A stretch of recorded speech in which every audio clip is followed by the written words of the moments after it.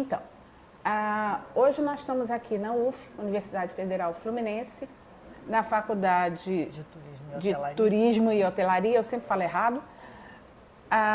Eu sempre falo turismo só, eu sei que tem outro nome. Turismo e hotelaria. Pois é. E vamos falar sobre segurança e turismo, com Thelma Lasmar, doutora em Patrimônio e Memória, Museologia e Patrimônio pela Unirio MAST. Então, primeiro, Thelma, eu quero te agradecer. Nada. Muito obrigada por estar aqui com a gente, fazendo nosso canal ficar melhor. Obrigada. Imagina, com certeza, com certeza. Obrigada. E eu queria falar com você, claro que os temas são preservação e segurança. E uma coisa que eu sempre tive na minha cabeça, não sei se eu estou falando bobagem, que o turismo ele pode servir como agente de segurança e de preservação, dependendo da política que a gente atue, que a gente tenha em relação aos próprios cidadãos, né? Creio eu que isso pode, de alguma forma, começar desde a escola, mas isso é outra coisa que a gente vai discutir mais à frente, que eu e Maria Luísa conversamos na última entrevista. Mas, a princípio, eu queria saber com você, como é que a gente pode unir turismo e salvaguarda de acervo? Tem como? Tem. Eu acho que assim, tem algumas questões que a gente tem que começar a recapitular antes de falar. Quando no século XX, por conta do desenvolvimento dos meios de transporte, da ferrovia, o surgimento do automóvel, da aviação civil, que as pessoas começaram a viajar mais, a partir também do fato delas terem adquirido direitos trabalhistas, direito às férias, e o mundo passou tudo no mundo passou a ficar mais perto para o trabalhador, né? Ele chegava mais rápido aos lugares e tinha direito a férias. Os bens patrimoniais, sobretudo os sítios históricos, os sítios arqueológicos, começaram a receber um volume muito grande de turistas. Isso, em alguns lugares, foi colocando em risco o próprio patrimônio. Você imagina, por exemplo, uma Acrópole sem controle. Sim. Né? Você imagina, por exemplo, Éfeso sem controle, o Coliseu sem controle, o Museu do Louvre sem controle. Né? Então, começou a surgir nos anos 1980 uma demanda por parte das instituições de patrimônio, o ICOM, o ICOMOS, que alguma coisa tinha que ser feita. Porque controlar o turismo de massa não há hipótese. Isso é irreversível. A população... A existência dele. A existência né? dele. Sim. Cada vez a população cresce mais, a população mundial cresce mais. A partir dos anos 2000, a ascensão dos BRICS, né, que é Brasil, Rússia, Índia e China, essa ascensão econômica dessa classe, desses países que antes não tinham acesso econômico para viajar, né? Você imagina o que é a classe média chinesa, o que é a classe média indiana, né? Que é a classe média brasileira viajando, russa viajando. Então, é muita gente viajando e isso é irreversível, não tem o que fazer. E você não pode impedir as pessoas de conhecerem. O que se faz, o que se deve fazer? Criar medidas de segurança. Medidas de proteção ao patrimônio. Não só medidas de proteção ao patrimônio, como medidas de proteção ao turista. Sim. Né? Sim. Porque você não pode colocar o turista em risco. Em qualquer local também, Em qualquer local, em risco. Né? Isso é para o patrimônio natural, isso é para o patrimônio edificado. Sim. Então, a partir dos anos 1980, começou a haver essa conscientização. Não há o que fazer, não vamos conseguir conter esse fluxo. O que nós temos que fazer? Só em 80? 1980, na década de 1980. E aí a Organização Mundial do Turismo e os órgãos de patrimônio, o ICOM e o ICOMOS, começaram a pensar, a discutir isso. Né? O que a gente pode fazer? Quais são as medidas de controle e proteção que a gente pode fazer com relação ao turismo? E aí as medidas vieram, são essas medidas que a gente conhece hoje. Né? Por exemplo, controle de carga, que isso é fundamental, o acesso seguro das pessoas, colocar avisos, sinalização, saída de emergência, não toque, não mexa, não fotografe, e essas questões são todas muito discutíveis, né? Mas essa é uma questão da segurança do bem físico, né? E tem também, Solange, a questão da segurança pelo roubo, né? Pelo furto. A gente já viu em vários congressos nossos, né, do Comitê de Segurança do ICOM, o quanto as pessoas furtam. Sim. Né? Sobretudo nos bens arqueológicos, aquelas pedrinhas, né? São pedrinhas, ossinhos, eles são facilmente colocados nos bolsos. Então, é preciso que haja, assim, conscientização e mecanismos de proteção. Sim. Você tem, eu me lembro bem que até bem pouco tempo o Coliseu estava fechado. Sim. Né? Então, os próprios locais também começaram a analisar as suas construções e ver por onde podia passar e por onde não podiam. E em termos de turismo, isso é bem visto? Isso dá problema ou não? As pessoas aceitam? Não, as pessoas aceitam. Tem que aceitar. A carga é carga. É feito de uma forma que limita. Só podem entrar tantos? São tantos, acabou-se. Isso. A regra é a regra. Não pode mexer, não pode mexer. Não pode fumar, não pode fumar. Isso tem que estar bem claro. Isso tem que ser informado. De forma clara, objetiva, em local que todo mundo possa ver, em várias línguas. Agora, tem medidas, sobretudo aqui no Brasil, que são medidas absolutamente idiotas. Desculpa. Queria perguntar para você. Nós temos uma lei nacional de turismo, não é isso? Tem a lei nacional. E funciona? Funciona. Ai, que bom. Funciona. Tem o Plano Nacional de Turismo, funciona. São políticas, né, que funcionam. Por exemplo, com relação à fotografia. Nós no Brasil ainda temos muitos museus que não permitem que se fotografe. Isso é uma grande bobagem. O pessoal da conservação já defendeu, já falou, já publicou, dizendo que não tem o menor problema fotografar dentro dos museus. Com ou sem flash. Né? Com ou sem flash. Não tem o menor problema. Mas existem ainda muitas instituições no Brasil que não deixam o sujeito fotografar. Só tem um monte de cacareco, umas exposições horrorosas. Entendeu? Não tem uma narrativa museológica, não tem nada que... Por que não deixa fotografar? Porque as pessoas são ignorantes. Não se atualizam, né? Não se atualizam, não sabem o que estão falando, escutaram uma... não pode fotografar. Aí você pergunta, mas por quê? Porque não pode. Porque coloca em risco o acervo, como se as pessoas fossem idiotas, né? Como se você fotografar pedra, fosse estragar a pedra. Enfim, é que nem iluminação de exposição. Virou moda a exposição na penumbra. Você não consegue ler etiqueta, você não consegue ler texto, você não consegue ver o que está exposto. É um inferno, entendeu? Quando as informações não estão no pé, que você não consegue... Você é cenógrafo gosta dessas bobagens.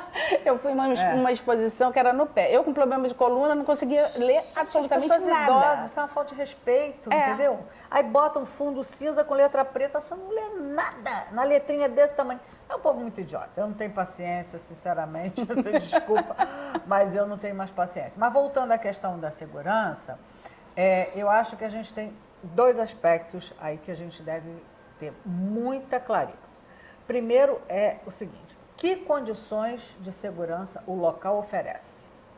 Oferece para quem? Oferece para o acervo e oferece para as pessoas que lá trabalham e que lá visitam. Né? Então, que tipo de segurança aquele museu, aquele sítio histórico, então, faz uma análise de risco. Exatamente, precisa fazer uma análise de risco e ver o que nós estamos oferecendo de segurança para esse lugar, para esses objetos que estão aqui. O extintor está carregado? Pergunta número 1. Tem extintor? Tem extintor? Pergunta número 2. Vamos inverter. Tem, se tem, está carregado? Vamos começar, né, por esses pontos. Então, que segurança o local oferece para aquela coleção? Qual é o controle de umidade? Qual é o controle de temperatura? Qual é o controle de acesso? Ok, tá tudo certo para o acervo? Tá. E as pessoas que lá trabalham? Quais são as condições de segurança para essas pessoas? Elas são treinadas? Tem uma brigada de incêndio? Alguém as capacitou para resgatar o que precisa ser resgatado num caso de emergência? Uma coisa que me preocupa muito é que quando a gente fala da obrigatoriedade de uma brigada de incêndio, eles abrem a boca para dizer que não tem uma lei que respalde. né? Que não são, o órgão federal, pelo menos, não tem uma obrigatoriedade. E uma coisa que eu rebato muito é que você primeiro tem que fazer uma análise de risco e se tem o risco, você tem que se preparar. Então você tem que ter uma brigada preparada para isso. Mas todo lugar tem risco. Pois é, vai colocar isso na cabeça do todo pessoal. Todo lugar tem risco. Né? Eles não enxergam dessa todo forma. Todo lugar tem risco. A gente trabalha em museus, em arquivos, em bibliotecas, com papel seco, ressecado, com madeira seca, ressecada, com ambientes ou muito aquecidos, ou muito abafados, ou muito contaminados. Além do que, a gente sabe que a realidade brasileira, Thelma, não é uma manutenção de equipamento 100%. Não há. Não há uma política de manutenção em termos de instituições. Você sabe o que me públicas. Preocupa, Solange? Me preocupa que no Brasil é tudo mais ou menos. Você tem internet? Tem, mas funciona mais ou menos. Você tem segurança? Tem sim, mas funciona mais ou menos. Você tem gente para trabalhar? Tem, mais ou menos. Tudo é mais ou menos, entendeu? Sim. Você não tem nada que funcione bem. E uma coisa que me preocupa mais é que às vezes as pessoas saem falando isso em órgãos de divulgação de massa, como televisão, jornal, põe mais em risco ainda. Há pouco tempo eu estava dentro de uma instituição e foi falado isso para uma entrevista. E eu estava sentada para uma reunião de segurança. Eu olhei e disse assim, não fala. Não fala que está com metade da segurança só funcionando. Não fale. Você organiza a instituição para poder trabalhar, né? Você faz um novo circuito, você faz um novo troca de guarda, você faz um circuito diferente, enfim. Mas você não sai falando para um jornal. Não pode. Que você está botando em risco o acervo e você que está ali dentro. Agora, com relação ao outro aspecto, né, que eu queria conversar com você, é com relação ao visitante e ao turista, que é a área que eu pesquiso, que eu analiso, né? O turista, quando ele, porque existe assim, a literatura sobre turismo, diz que você aprende a viajar. A primeira viagem que você faz, em geral, você faz numa excursão, você faz por uma agência. Depois você vai amadurecendo o seu modo de viajar e você escolhe os seus roteiros, você escolhe o seu hotel, você escolhe os atrativos que você vai visitar, você lê antes, você pesquisa antes. E quando você escolhe visitar lugares de aspectos culturais, a isso a gente dá o nome de turismo cultural. Tá. E você não deixa de ser o que você é porque você está viajando. Né? O turista não muda a sua personalidade porque está viajando. E é muito comum você ver pessoas que na sua cidade de origem, no seu país de origem, trabalham em bibliotecas, visitarem bibliotecas. Sim. Pessoas que trabalham em museus, visitarem museus. Pessoas que são atores e atrizes, assistirem espetáculos. Sim. Pessoas que são cantores, músicos, assistirem shows. Né? Porque você leva o que você é. Né? Sim. Então você aprende a viajar.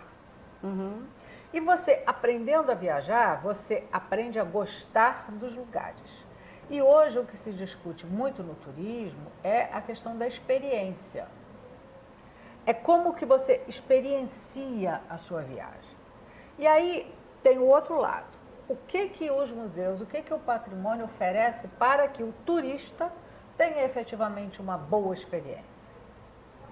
Para que o turista tenha uma experiência memorável daquele lugar. Que queira voltar. E que queira voltar. E divulgar. Exatamente. E recomendar. Isso é a experiência do turista. Agora, nós temos um problema muito sério, né, nos lugares de patrimônio, nos lugares de cultura. As pessoas são mal recebidas. Sério? Ainda são? Sim.